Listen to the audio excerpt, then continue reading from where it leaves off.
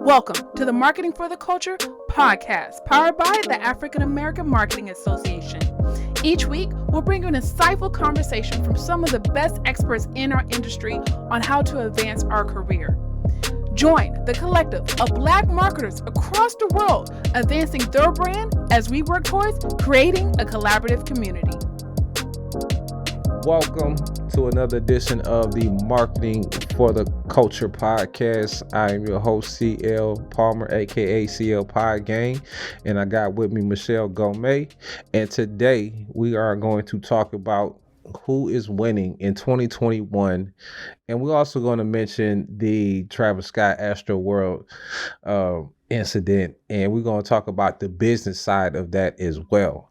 And we might have a time for a couple rants and raves because I got some things I want to get off my chest, not even business related, but you know, I'm in front of a microphone talking and I need to get this off my chest. So we're going to see what it do. I'm not going to say what it's about because might not get to it.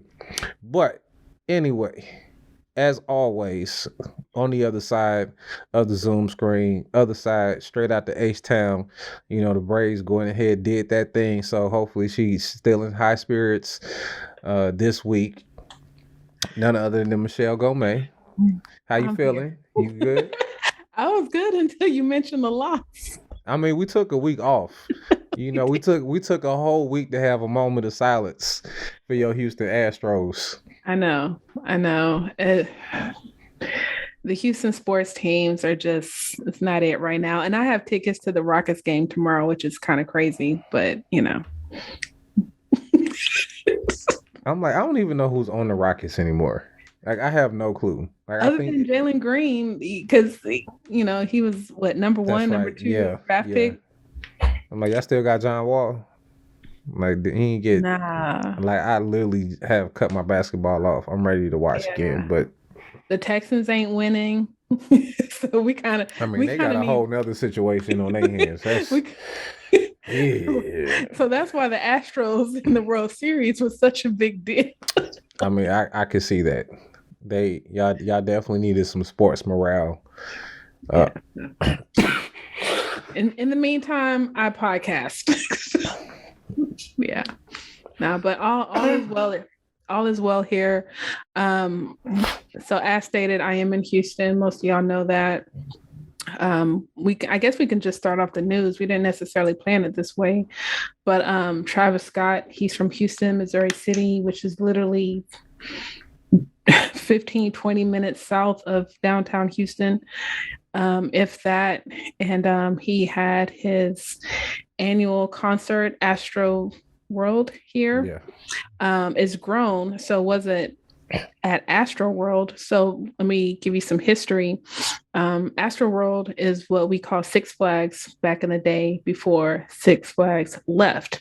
So he would perform the concert where the old Six Flags was, but now it's grown. So it's across the street at NRG. And that's crazy. Yeah. So it's 50,000 people in attendance. I looked it up, obviously, after the event. Ticket prices were $350 for a 2-day festival. And then they went up to $1,000 for VIP. So easy math, that was $17.5 million, right? $350 times 50,000 people.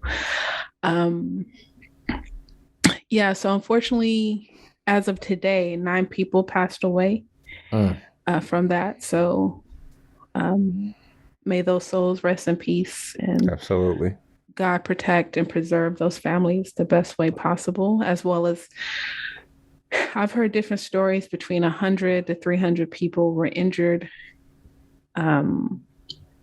So it was just definitely a sad couple of days in Houston. The concert was on Friday night. It was supposed to be Friday and Saturday, if I'm not mistaken. And I just woke up to a bunch of news and text on Saturday. So it's been crazy. It's been sad. And then I guess what continues to linger as of today, the 9th person passed away. So it's like, you know, it's right back at it. It's like the news is not going to stop. But we wanted to kind of talk about it from the business perspective. That's why I mentioned the possible revenue, the revenue. Yeah. That I mean, when you said that, I was like 50,000 attendance, 350 a pop. I'm like, oh my gosh! Like for a festival, as let me say that over. As Travis Scott is someone who is headlining his own festival, that is a lot of money. Like this isn't a organization. This isn't some magazine. This is Travis Scott. Right. And that's a lot of money for just a solo act. Right. And I mean, he had a good lineup. He had with the Roddy Ricch, Master P was there. This is out of order. I think Earth, Wind and Fire was supposed to perform on day 2. So it was like an interesting lineup, nonetheless. But yeah, for him to be the creator, I mean, it's crazy because I've heard his name for at least since 2012. And his fans are just, my friend says his fans are in a trance. They probably woke up this weekend, but his fans are something else. Yeah, and Travis is someone that I would describe as a vibe master. He sets the energy wherever he goes. And of course, if you've actually listened to Travis Scott music, it's a lot about doing drugs, in what I would call the zombie category of drugs. They don't really, kill you per se, but they definitely have you in a trance or seeing things, tripping, whatever you want to call it. And that right there is dangerous, but it's part of the culture in music. And unfortunately, with this newer generation, we're a little bit older. We knew people that did drugs, but now like drugs is kind of the thing to do a little bit more. It's a little jarring about some of the stuff that I'm hearing about them. But Travis has a reputation for having rowdy shows, and it was of course brought back up in the news that he was arrested 2 times for basically inciting a riot. I know one time was in Chicago where he was telling people to get closer to the stage and get past the security and the barricades, and it's like, nah bro, you can't do that. And I think that's what's really going to hurt Travis going forward, is the fact that his reputation is so public and it's in line with what just happened. And you're telling me that if you're the one in charge, you're the one with the name on the marquee, then you got to make sure that all the security is on the up and up. You got to make sure everything is straight. Like, it's a lot more, but I feel like, and I'm gonna say this carefully, and I guess you can respond for this, but I feel like people in Travis Scott's position will honestly take the security for the event a little less serious, even though he knows his crowd can get rowdy.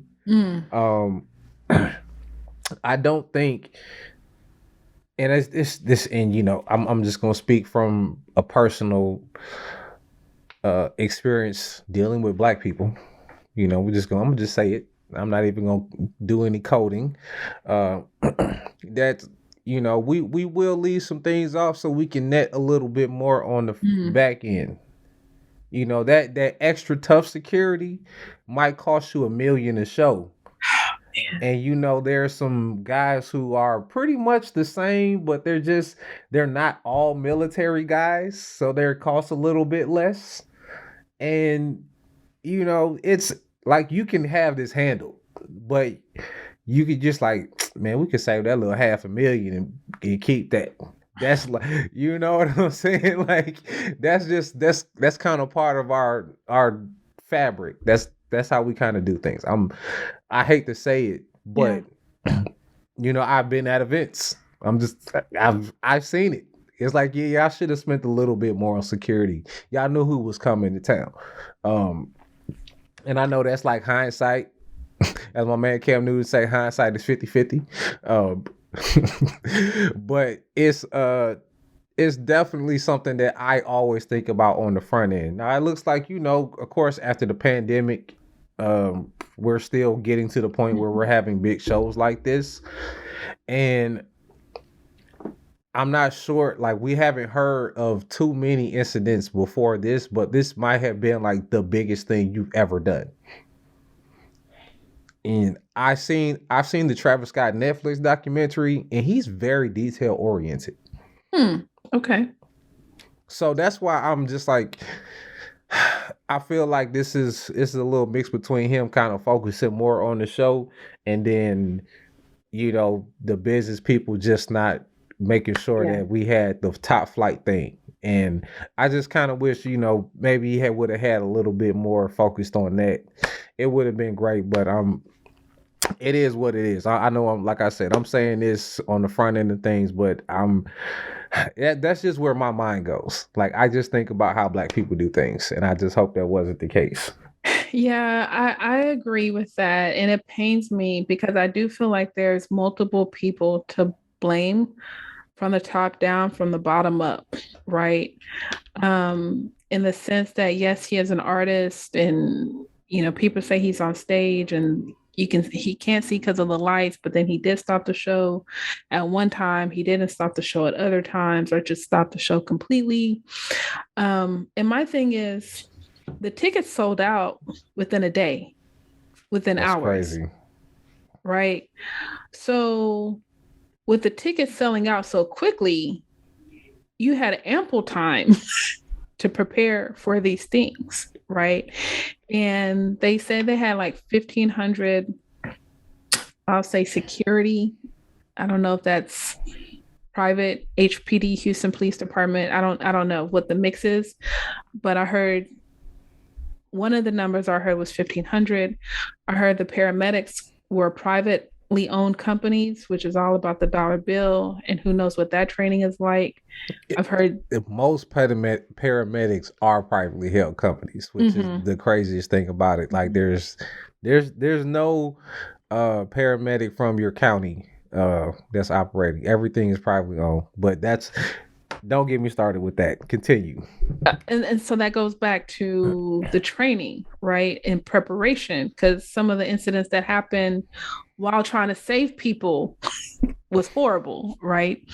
Because there's going to be lawsuits all over, flying everywhere, from the artists, live entertainment. And one thing that came up today, I actually read it this weekend, but like a lot of things online, when we purchase, we don't read the terms and agreement, but we click on it so we can confirm our payment and move forward.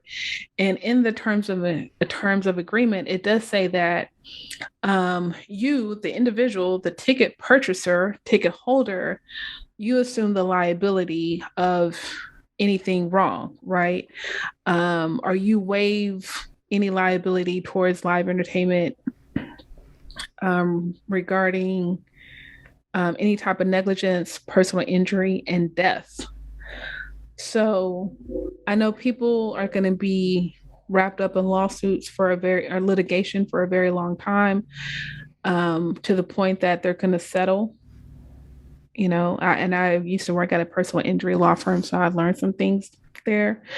But it's going to be a really nuanced case on the private sector as well as the city/county, if there's blame on that, and then some of these vendors as well. So yeah, it's gonna be bizarre. I don't like Saturday. We saw the Facebook ads. Oh, they was going nuts. Yeah, from law firms, civil suits. Yeah, it's gonna be crazy. This is going to be like in one of these MBA case study books, in business books, in the next 3, 4, 5 years. Right. And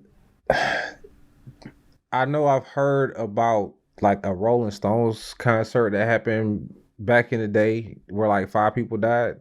Mm-hmm. And they were able to bounce back from that because I think it wasn't their festival, but they were headlining type of thing. And so this one it hit like at the wrong time and age in history for one. And I guess I want to talk about Travis going forward because right now streaming is not the main source of income. It's shows and it's merch. Mm-hmm. And it's endorsements. A la, McDonald's Travis Scott deal. They just a la the Fortnite deal. They just took his music out. Mm-hmm. Like that hurts.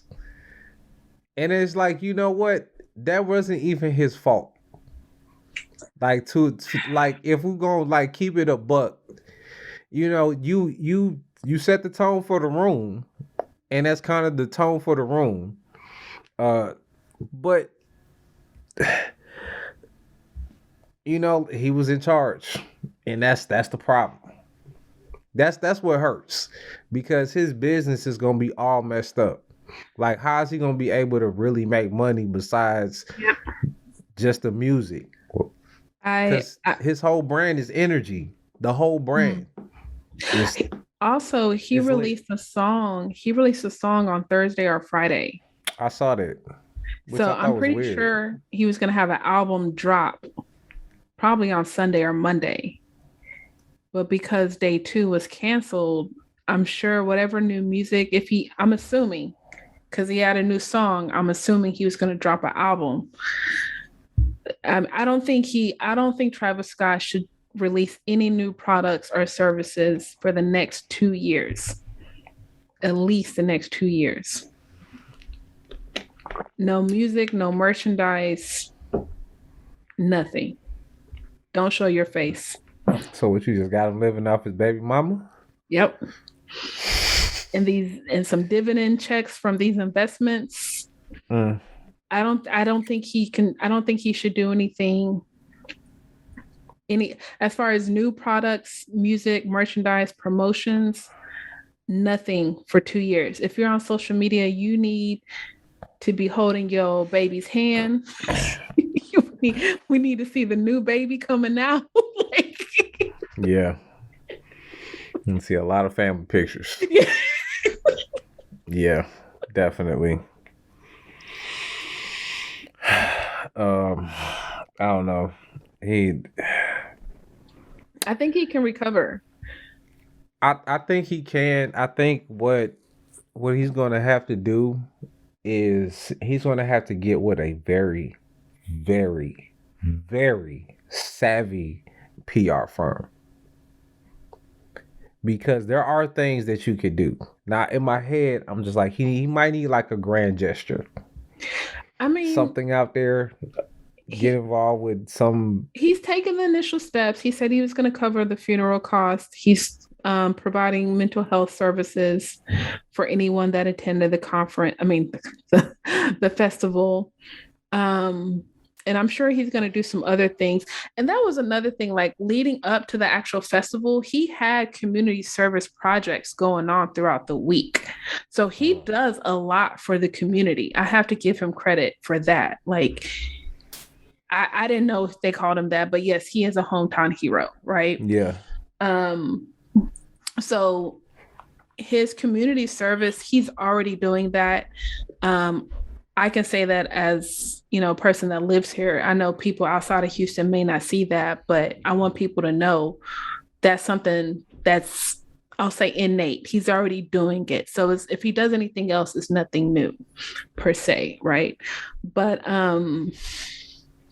I think I was talking to my brother about this the other day, and the reason why I say he shouldn't do anything for at least 2 years, because I feel like when Chris Brown got in his incident, he spoke up too quickly and he fumbled where he should have just been quiet a little bit longer before, he moved forward with his career. And I would hate to see that happen to Travis Scott. So that's why I think he should at least keep quiet for 2 years minimum. And this is a perfect time to start because it is the holiday season. Yeah. I would say it's easier said than done. True. Only because the thing that Travis does, I think, better than most artists, and some people will probably want to fight me when I say this, but he's a great curator. When it comes to sound and placement, to me, even, and just not to get off too much into it, but when I listened to the Astroworld album that came out a couple years back, I felt like he was getting people to do stuff that they did best, and it was a fun listen. Now, some people will have, their criticism about having it like a monotone type of feel because it's Travis Scott. We're not doing any big band, we're not getting real instrumentation type thing. It's all vibe, and I understand that going in, so that's what I'm doing. But somebody who likes to create like that, it's going to be hard for them to just do stuff and just sit on it. But keep in mind what I said. No new music, right? He can do that for other people. He just can't. So you saying he could do features? No features. No features. I say, like, he can't do features, but if he wanted to produce, consult, curate anything behind the scenes that will allow him to get paid and not publicly receive credit, he can do that. He can do that. But as far as new music, merchandise, products, no. Okay, I get what you're saying, but it's different. It's a little different, and I'm not sure how much he's into that. I don't know either. I don't know. That's my only thing. I don't know how much he'd be into that. But I know if he's a studio rat, his boys are going to look out for him, right? But it's like, okay, you can't post this on social media, right? Here's the check, but I can't put you on the credits.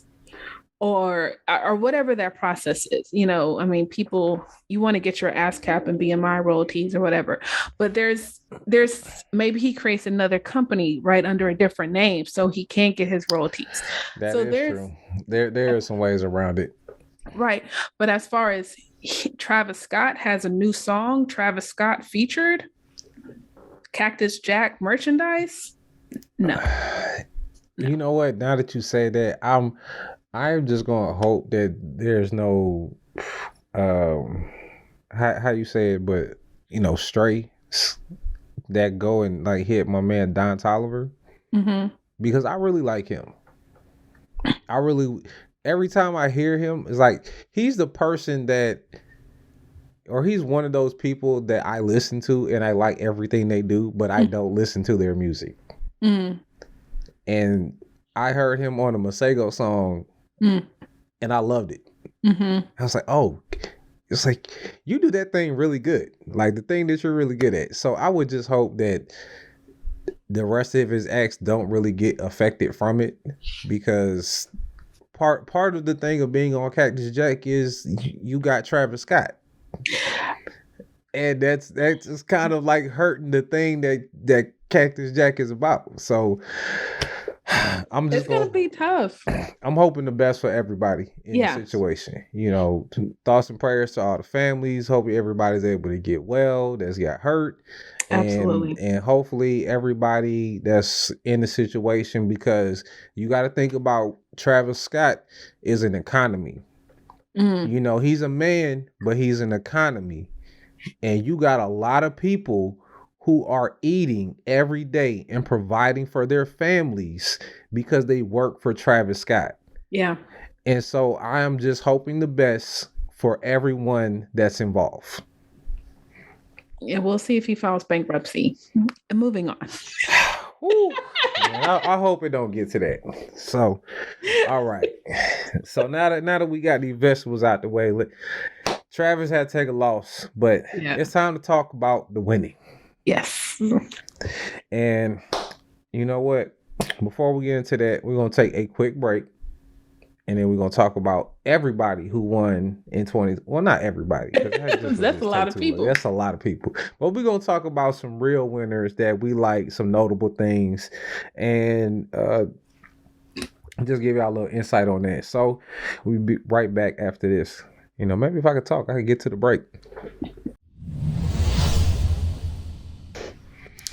And we are back.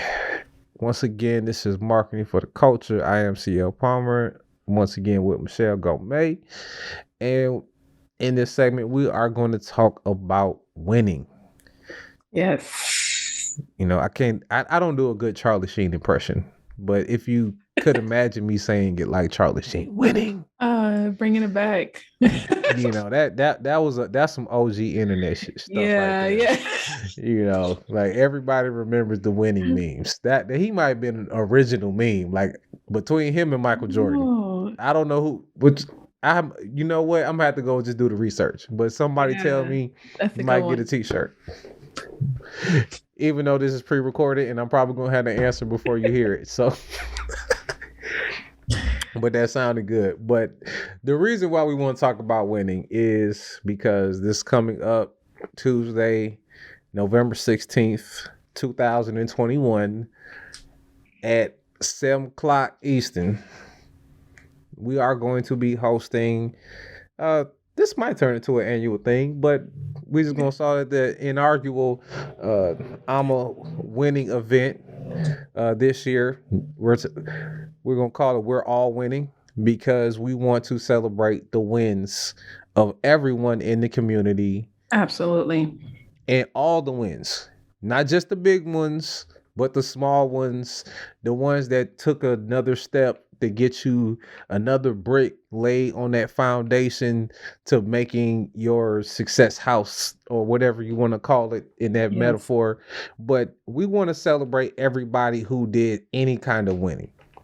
You know, I mean, even if you help your kids get your grades up, like, hey, in a pandemic and you working, that's a win. You deserve to be recognized. So all the wins, just come pull up. If you do not see it in the link, I will say it is not in the show notes, excuse me. It's bit.ly or bit.ly/AAMA wins. That's AAMA wins.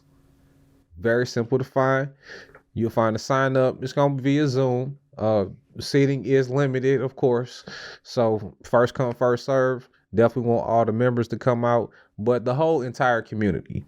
So podcasters, creators, marketers, entrepreneurs, you know, sidepreneurs, professionals. We want everybody to pull up. We want to have a nice, diverse crowd, because we want to talk about how everybody is winning and why that winning means something.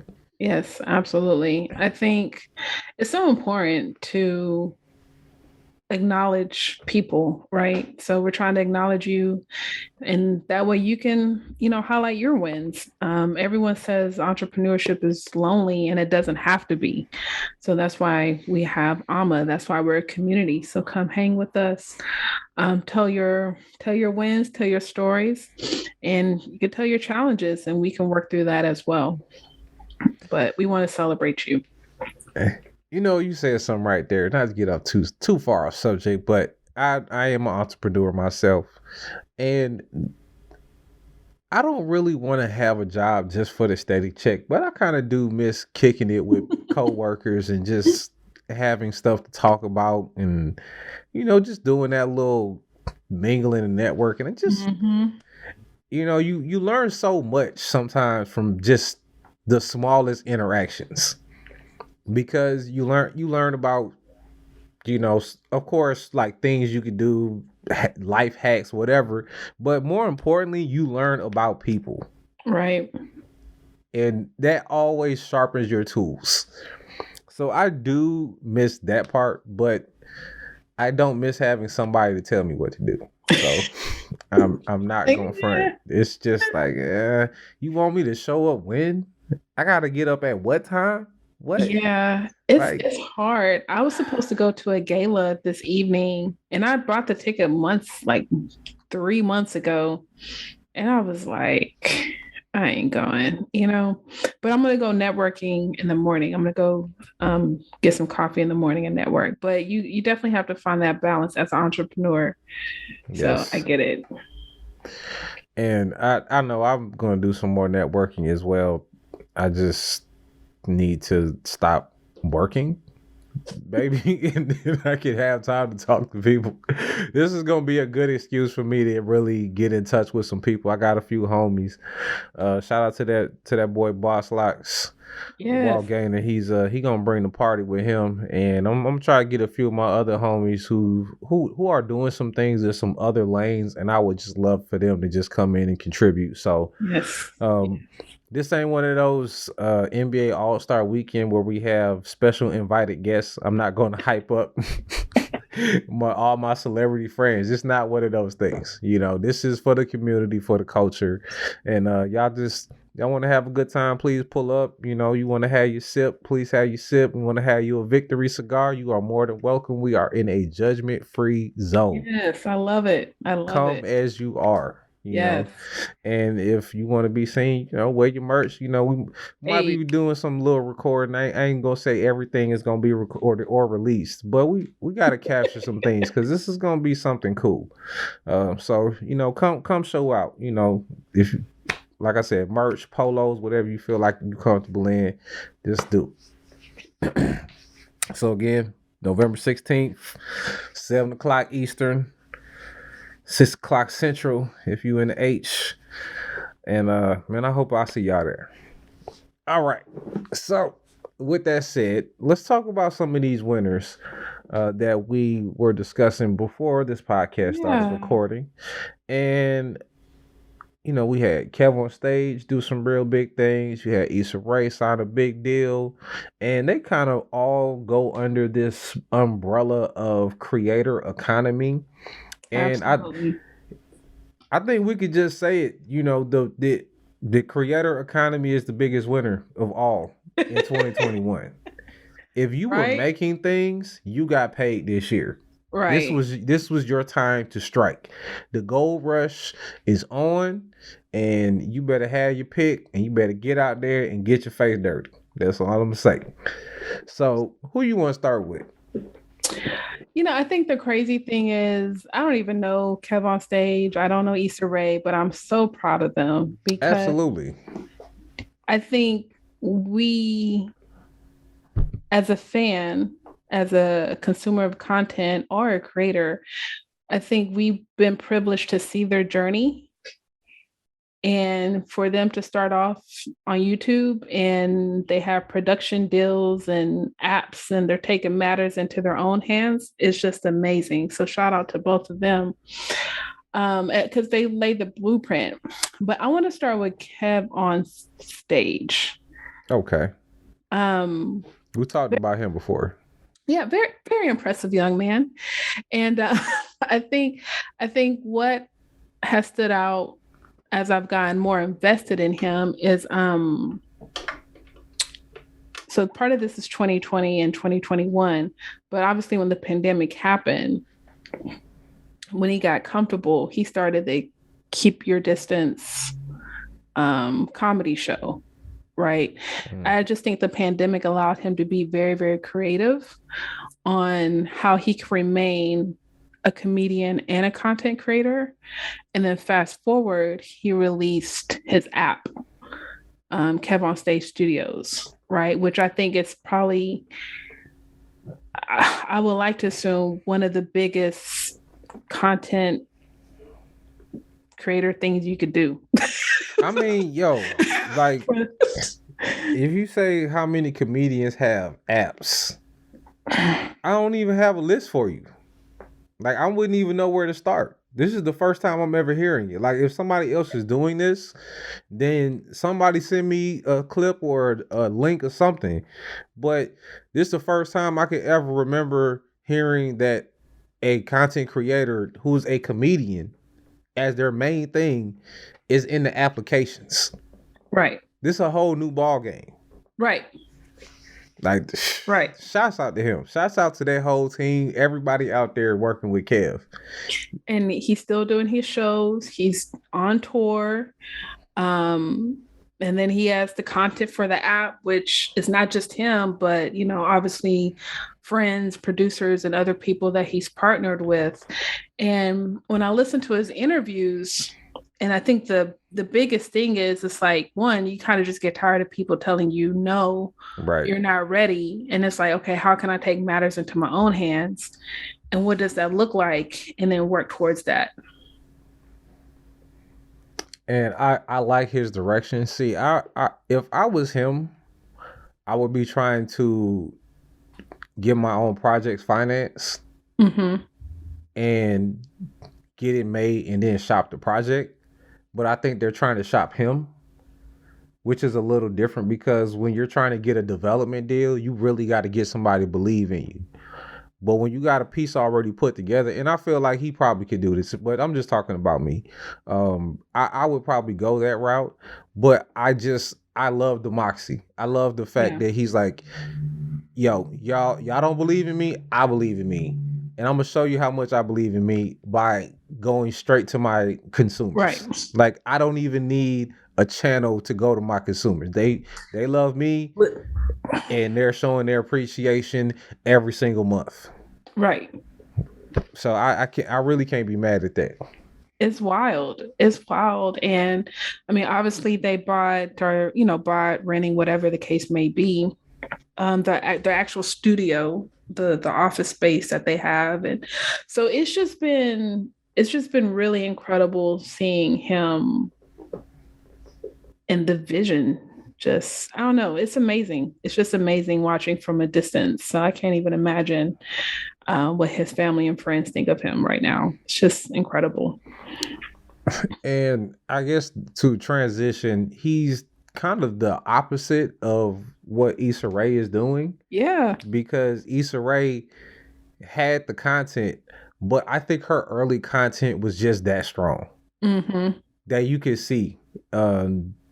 Awkward Black Girl on YouTube. On a YouTube scale, those are bangers. Like, every episode is a banger. Like, you don't get production value or even writing like that. You know, it was, of course, not everybody is super great at acting. The first episode was real basic, but then of course she got the money up, and for her to turn that and the book and the Awkward Black Girl movement into this Warner deal, which is reportedly worth around $40 million for 5 years. I know, I'm sorry to step on your factoid, but like, that right there just tells me that there's a lot of ways to go about it. But I think if you want to get with HBO, you want to get with Warner, you gotta hit them in the mouth from jump. I think the beauty with Issa Rae, when I think back of Awkward Black Girl, it's like you immediately see the potential she had. Yeah. It was like, she did all of this on $1? Well, she about to blow it out the water if we give her a million, you know? And even though you can see that immediate potential, of course, we got to see her growth, but sister just had it. She just had it. And I remember, because we're close in age, and I still feel like, and that's the thing, like, there's so many Black women that, like, I'm that awkward Black girl, like. So if we felt that way, you know, 10, 15 years ago, it's like we've literally grown up with her, and like we still have that awkwardness. We're still struggling. We're still rapping in the mirror. We still have that one friend. We still have that one. Right. No, that's real. Yeah, I'm right there with her after all these years.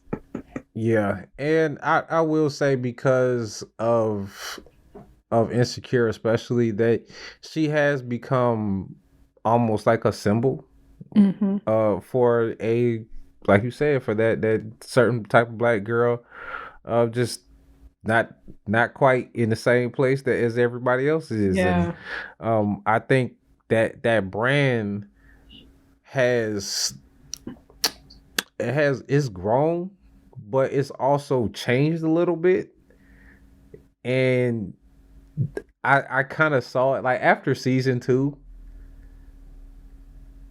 Issa was wearing her hair a little different. Mm-hmm. You Mm-hmm. know, it's Mm-hmm. like, oh, it's the Afro puff ain't doing it no more. Mm-hmm. It's that thing got to get laid down. Okay, I see what's going on here. So we entering some new rooms. Okay, noted. And I like the fact that she has turned that movement or mobilized that movement and just now it's going to be into the Issa Rae universe. Mm-hmm. Because it says she had about like 14 different shows in development, Yeah. which is a lot. That is a Like lot. that's a lot of different things. I'm wondering, like, are all of them going to be on HBO Max? But if you followed her YouTube channel, she had well, if you followed her YouTube channel, she would release short films Mm.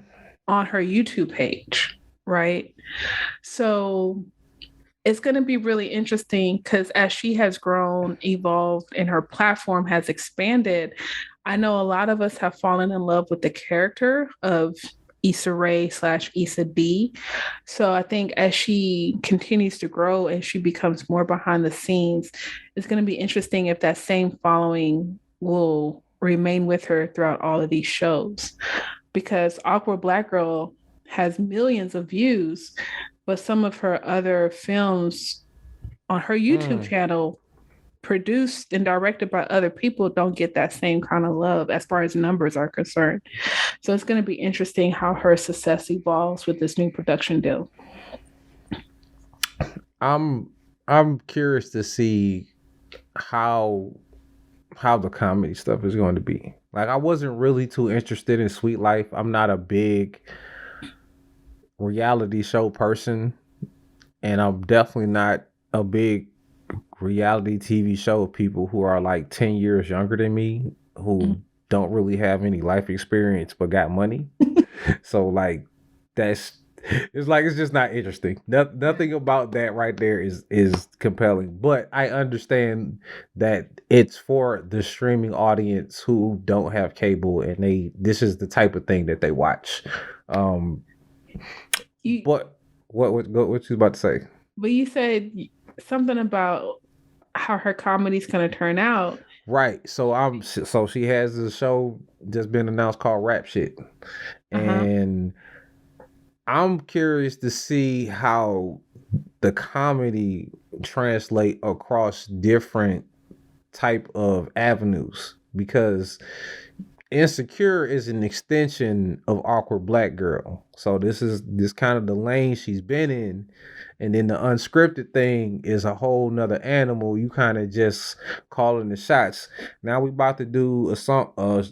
I'm guessing it's gonna be about rap stuff because there's a lot of funny things. And if anybody's watched the show Atlanta, you know, you see Paperboy getting a lot of hijinks and everything that goes Yeah. with him. So I could see a different setup and that turning into something. But I'm curious to see the execution when it's not for her per se. You get what I'm trying to say? Yeah, I do. And I guess I was going to stop you earlier because I'm like, Insecure is a comedy. It is, but it's a comedy about Issa. Okay. So I'm curious, like you said, like how these collaborations going to go. Like I'm really curious to see that too as well because that's going to tell me how much of a influence she is in the writing room. If every time she touches something, this thing is a go. You Yeah. know, of Yeah, course, that's name is going to take it anywhere, but Still but gotta get. it's allowing people to stay. And I was watching the interview she did a while back with Regina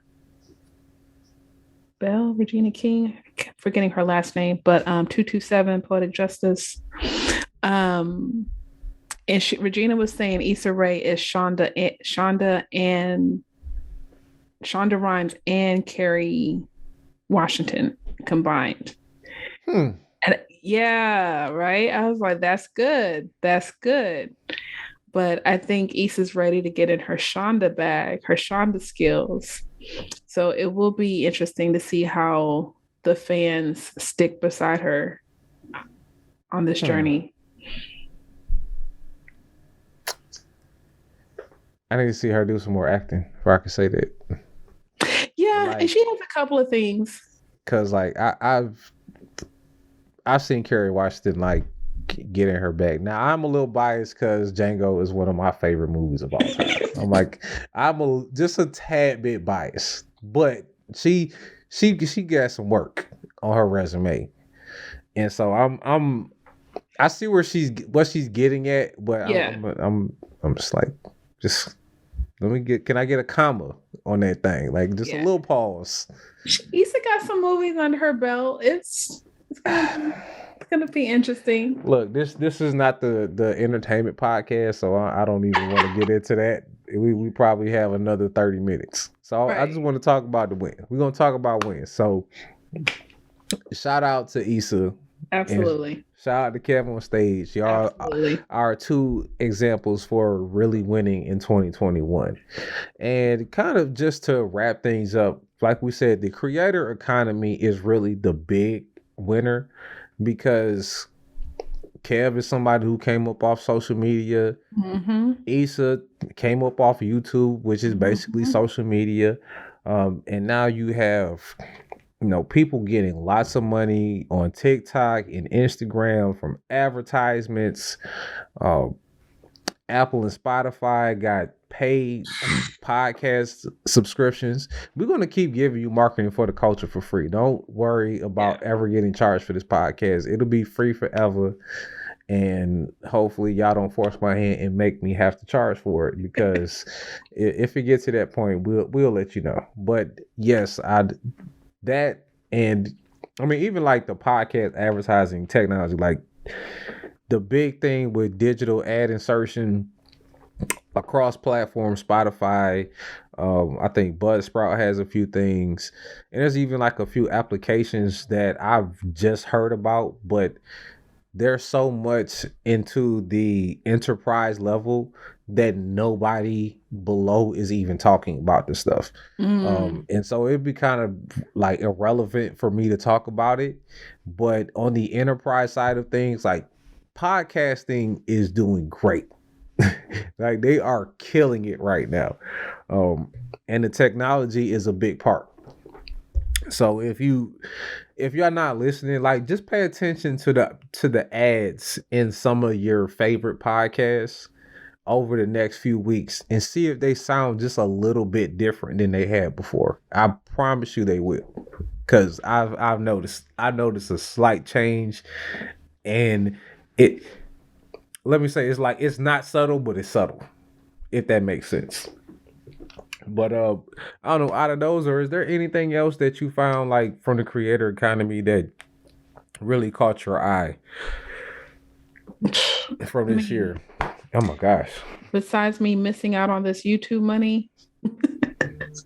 Now, I think the platforms have opened wide. Like, I think you just create content, become consistent, select a platform and go for it, and people will find you, right? Or you can pitch yourself to whomever, because people need content. I don't care if it's podcasting, TV, radio. These machines don't work without content. So keep creating and producing the content, and it's amazing. It's just an amazing time right now. It's so much money out here. And it's so much money out here that for somebody like me,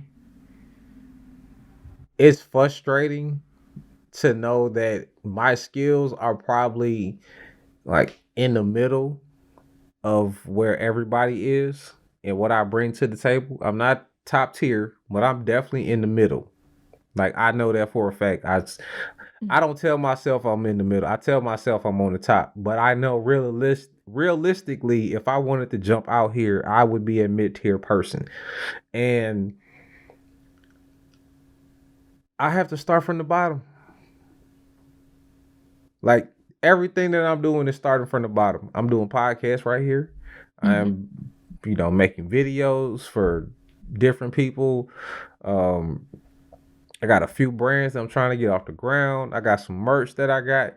Everything that I'm doing is of high quality, but I gotta start from the bottom. Yeah. And I think that's a frustrating thing for people like me. Now, some people have no expectations, and I love that because you just like, I'm just gonna do something today. It's like, God bless you. I wish I had that. I wish I could just be like, yo, I don't even care what my lighting is like. I'm just gonna turn the camera on and talk. Like, no, where is my light? It's right here. It's here. Like, come on, man. Like, I can't do anything without it being correct.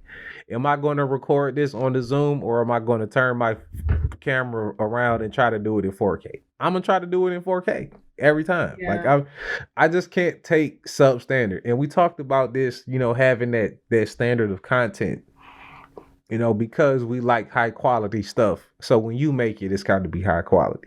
But I know I'm gonna do what I have to do going forward. I'm gonna be consistent. Y'all gonna come get this podcast right here every week, and hopefully we can get a part of this economy. Everybody needs to get some of this creator economy money. It's a lot out here. Let's collab. Let's work together. Yes.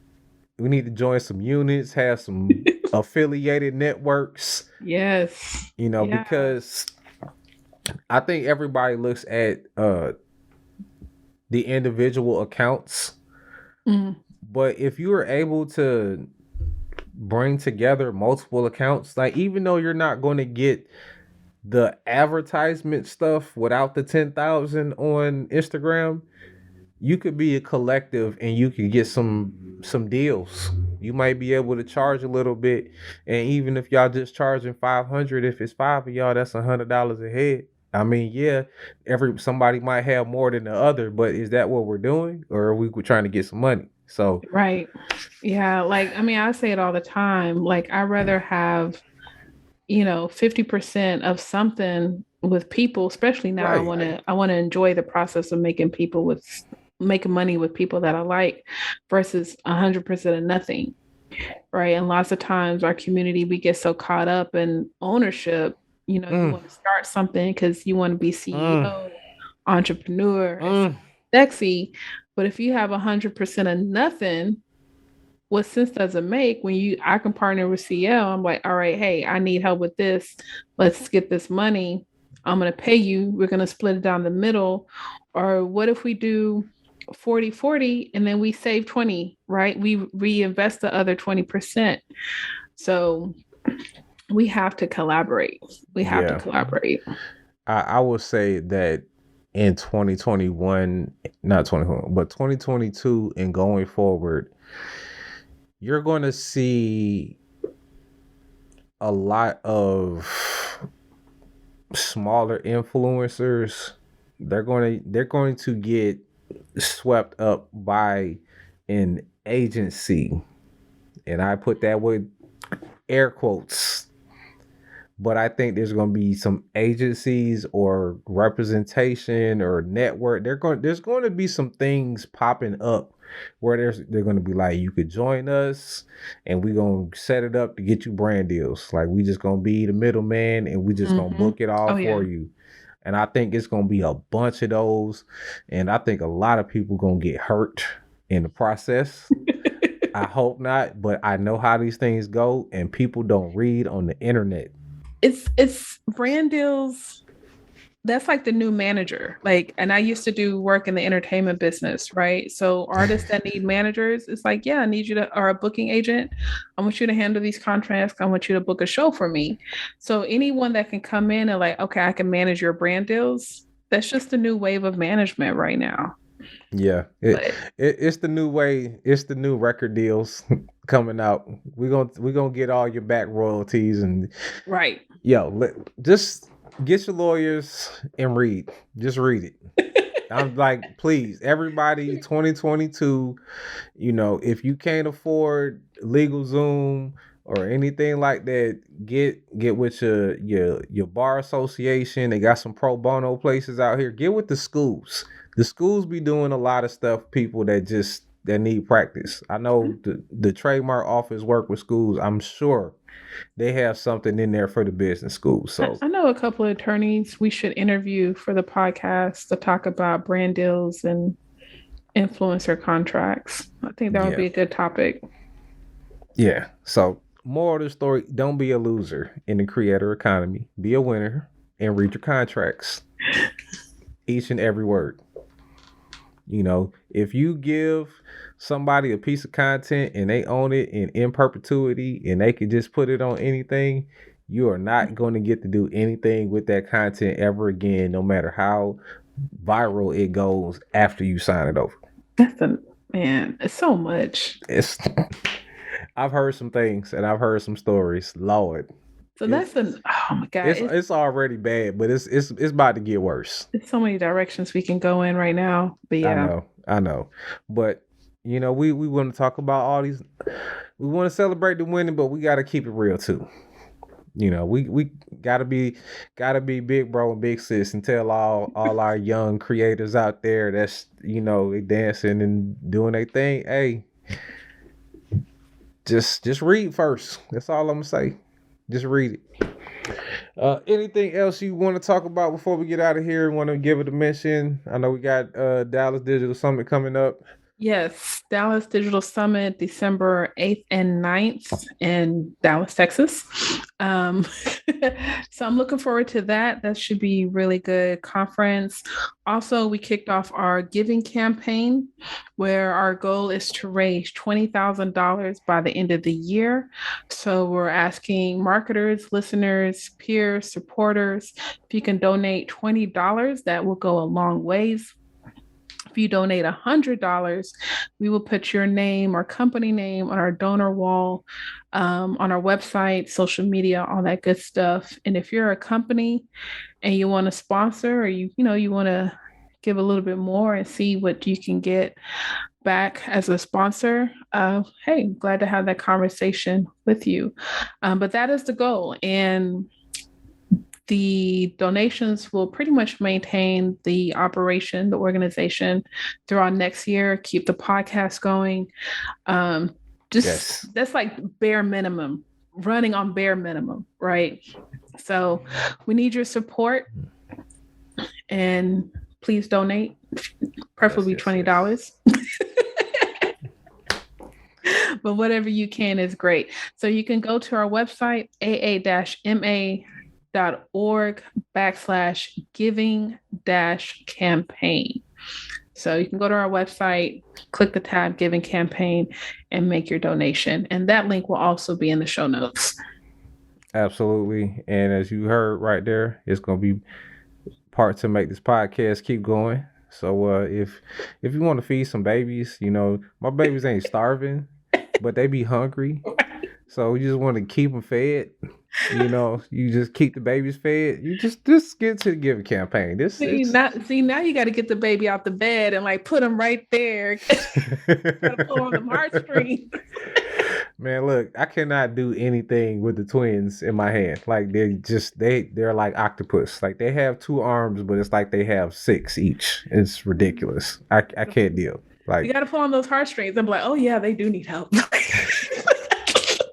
Look, I would just have all my kids in here if that was the case. Like I could just fill the room up. Like fuck it, But like it is what it is. We doing good, y'all. We doing good. Yeah, we all right. Like I said, they're not starving, and just keep them fed. That's all we trying to do. That's it.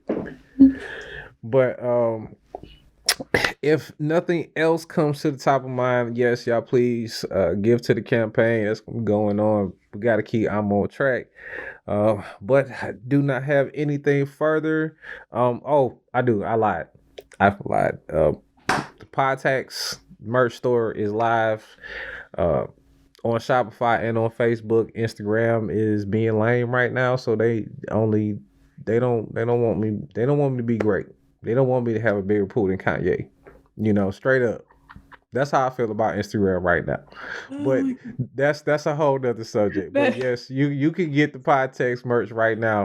I'm gonna try to have it on podtext.com, but y'all just hit the Facebook page and just at CL Pod Gang, and we're trying to get the podcasters straight. We're not quite Nike, but I feel like we're gonna be the Nike of podcasters.